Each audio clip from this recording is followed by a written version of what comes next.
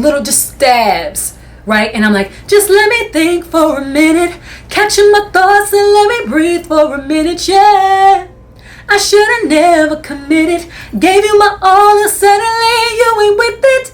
So I allowed myself to, I got the timing, bump, bump, bump, bump, right? And then after I laid that down, after I knew how I wanted it to feel, I got a vibe of the color. I felt the color in my mind, like, okay, this is kind of a dark song. I envisioned myself just sitting in a corner somewhere, kind of thinking about the relationship, and I'm a little pissy about it, you know. So I had to make the drums kind of give me that feel too, where it's like bop, boom, boom, boom, boom.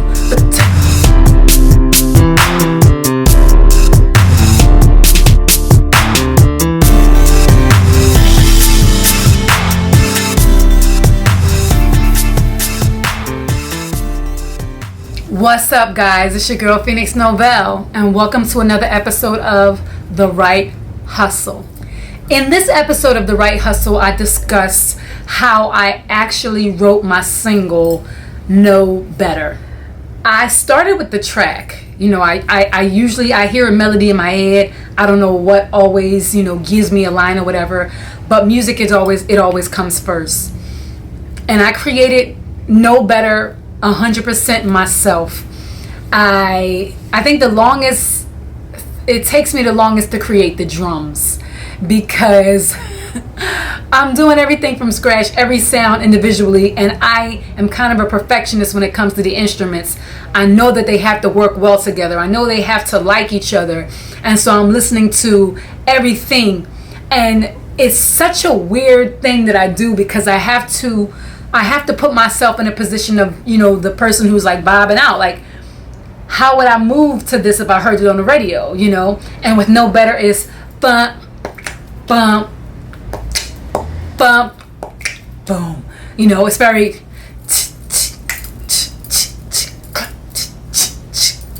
And I remember when I first started making beats. A lot of producers used to say, your sounds sound so dated. And I was using factory sounds. I was using the sounds that were already in the programs that I was buying, like Logic, and Fruity Loops, and I was just so focused on, okay, even my machine is what I'm using now.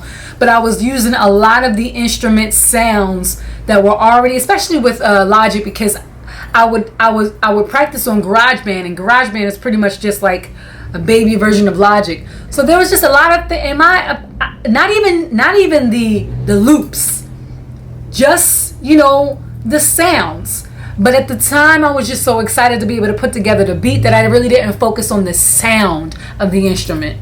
And so one of the main critiques that I think I heard on a regular basis was that my sounds sounded dated. Like, that was just what I heard all the time. It was like, yeah, well, you need to find somebody to help you put some effects on this, or you need to use some samples, or you need to blah blah blah. And so for a long time, I just didn't understand what they were saying. I'm like, look, don't you like the song? Because I started off as a songwriter. I started off writing lyrics and melodies, and I was working with so many different producers. And producers, they usually give their tracks out to multiple singers, multiple writers. And so you're competing with what they think is the best. And also, once the track is sold, the track is sold. So now you got this song, they don't have any music anymore. And I just got tired of that process. So I taught myself, I started learning how to make beats, and I started working with engineers and producers who had access to sounds, or who had access to recording equipment or studios where I could actually learn. So I won't say I taught myself everything, but there was a lot I taught myself about. When I actually had melodies in my head that I wanted to get out, I had to learn how to actually convey that. And so when I released my first single ever, which I believe was called Sponsor Me, I made the track 100%. I had no clue all the instruments that I needed and what was missing, because again, I was so focused on laying the melody. I just wanted to get the melody right. But I remember a close friend of mine, and also he's a studio engineer, he said to me, listen, the way you lay your harmonies, the way you put all this attention, time, and effort into building that song vocally is the way you have to be as a producer. Producers, instrumentalists, they're the same way when it comes to their craft and what they focus on and put their energy into every day. The way they layer the instruments, they take their time to meticulously find the right sounds. They take their time to add effects to each individual instrument. The same way that I do when I'm like panning my vocals left and right, or when I'm like, okay, yeah, I think I was a little sharp or a little flat on that. I go in there on them vocals. They do the same thing when it comes to making those beats. And when he said that to me, it really hit, because for me, the beat was just icing, and that's not the case. They work together. There's a marriage happening. The beat is what makes them actually feel it and move. The lyrics and melody helps them sing along. But I'm going to give you a good example. Rockstar, one of my favorite songs, Post Malone. Man, as soon as I hear that track, I like the melody he put on top of it. Ba ba ba ba ba ba ba ba ba ba ba ba ba ba ba ba. I love it. But just hearing that beat and the way that beat is put together, it is a masterpiece by itself. And that's how I had to learn to think about it. So creating No Better, I had to lay I like to actually do it like I'm baking a whole cake. So I'll lay the blueprint of the track first, just so that it does not confine me too much. This is another thing that I found as a songwriter that a lot of singer-songwriters have a problem with. They'll like a track, they'll like a beat, they'll like the direction it's going in, but they feel boxed in because they will go somewhere different, or they feel an impulse to do something different, but they can't because the music is already fully created. And you have to decide, do I want to just stay within this, these walls? Or do I want to ask the producer to create, to maybe break that down a little bit so that I could fly free a little bit, because I'll probably make it better. Some producers don't want to hear all that. They're like, look, this is a track. This is it. So deal with it. And some will be like, yeah, what you got in mind? And they'll easily go in there and change those chords or change that drop or whatever they got to do. So it really does depend on who you're working with. But being as though I write and I produce and I make beats and I sing myself, it's much more easier for me, because once I feel like I have that basic blueprint down, like with No Better, it was like, I think I even started with I don't even know what sound it was, but it's like, to me, it's like an analog sound where it's just like bump, bump, bump, bump. It's just a little, just stabs. Right? And I'm like, just let me think for a minute, catching my thoughts and let me breathe for a minute, yeah. I should have never committed, gave you my all and suddenly you ain't with it. So I allowed myself to, I got the timing, bump, bump, bump, bump, right? And then after I laid that down, after I knew how I wanted it to feel, I got a vibe of the color. I felt the color in my mind, like, okay, this is kind of a dark song. I envisioned myself just sitting in a corner somewhere and kind of thinking about the relationship. And I'm a little pissy about it, So I had to make the drums kind of give me that feel too, where it's like bump, ba-ta, boom, boom, ba-ta, boom, boom, ba-ta, boom, boom, ba-ta. I had to make it sound like I had to build around that idea, that color, that vibe, that energy. And it was easier because it wasn't too heavy. It didn't control it too much to the point where I felt like I had to stay in a certain space.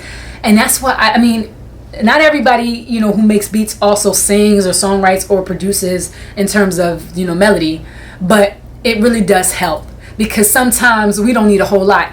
A lot of songwriters, singers, rappers, songwriters just need a blueprint. And when they get the color, they just, their mind just goes pew. And then once they lay that down, because I could do all these melodies with my vocals, with my voice, and then you can come up under me and color me as the producer if I want to use, a professional keyboardist or whatever, or another instrumentalist, and give me that build up just because I've already laid that foundation. But I didn't start that way. I started trying to write to other producers' tracks. I started trying to kind of like put my poetry into what they already had, and I ended up changing what I had just because I wanted it to fit with something and I didn't know how to produce myself. So to create No Better, I had that freedom because I knew all I needed was the blueprint. And sometimes I would only have the verse done or just the chorus I heard in my head, and No Better is why would you leave, baby? 'Cause it don't get no better than this.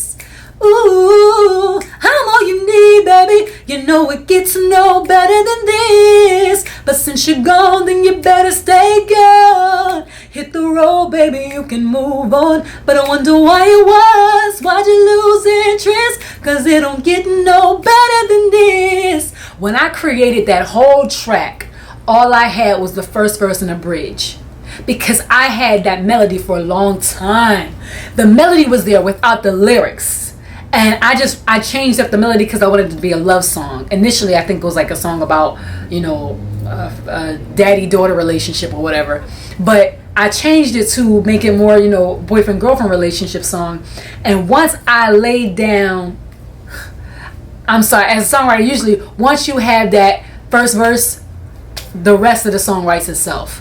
Like, because you don't have to, you don't go too far away from what you already laid down. So say for instance, the first verse starts, just let me think for a minute, capture my thoughts and let me breathe for a minute. The second verse begins, let's see, hold on one second. No, I can't pretend we didn't lack a little bit of honesty and trust. And I wasn't particularly leaning back and letting you control this love. But I was everything you needed, someone you should have never mistreated. But I'll get over you, and once I do, you'll be the only one left defeated. Chorus, why would you leave, baby? You know it gets no better than this.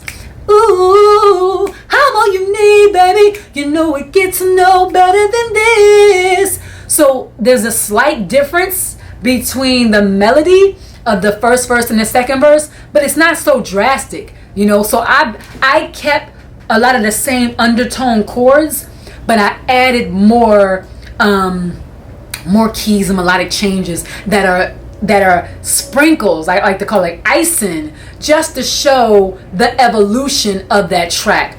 And again, it was because of something my close friend Bill said to me. He said, you have to look at producing and beat making like you look at producing and songwriting. It's just that simple. When some beats are simple as hell, I'm not saying that it has to be ridiculously complex. I'm just saying that you have to understand that when you have a track that's the same thing from the beginning to the very end, after a while, it's like, it's monotonous. Like, okay, all right, I get it, But usually in that case, you're either rapping or you need to do something where you're changing up the melody. Otherwise, it's just like ABC. Again, there are some songs out there like that.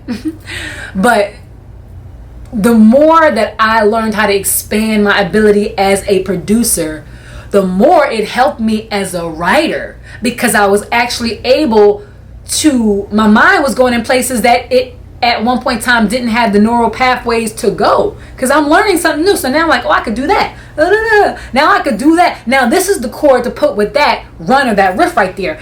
Just little accents is what make other instrumentalists and musicians respect you, because they're thinking, damn, wow, that's cute. And you listen to one of your favorite songs over and over and over again, and the more you do, the more intricate it is, the more you find something new to love. So I was now entering this world where I could play around with the sounds and the melody of the instruments, not only the instrument of my voice.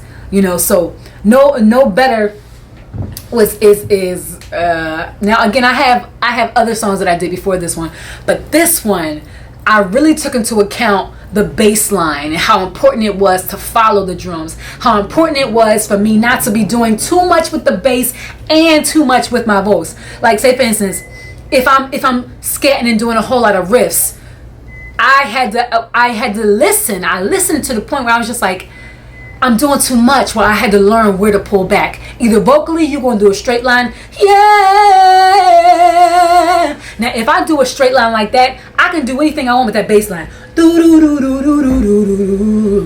Like I could do that when I'm holding a note, but if I'm doing scatting while I'm also riffing a completely different line on the bass, there's chaos because they're competing for the attention of the ear, and they don't necessarily complement each other. And so as an instrumentalist, I'm understanding now the rules to this shit. It's like, all right, listen, I get it, it's nice, you got an idea, but when you actually try to create something that's professional, you want to put it out there to the world, and you want them to buy it and to buy your album and to believe that it's something of quality, and you're doing everything like me, then I gotta come correct. I can't be afraid. I can't be afraid to make the upgrades necessary when I know I could do better. And this is why I make my videos, because I'm trying to inspire other artists who have the same desire. I did not start off with all these skills to play instruments. I taught myself over time. I said, you know what? I don't want to have to rely on other people to put out a new single every time I have an idea or I'm motivated. I don't want to have to do that. I don't want that to be my reality. And so I decided that it wasn't going to be my reality. And so that's why I'm every day trying to push myself into learning or doing something new, being better than I was yesterday.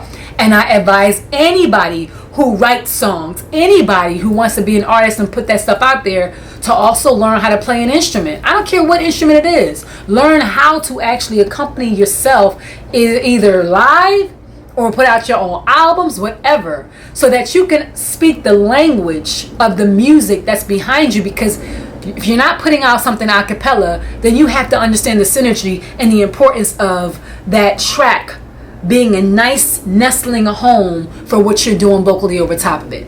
All right, thanks guys for tuning into another episode of The Right Hustle, and stay tuned for my next upload. Peace.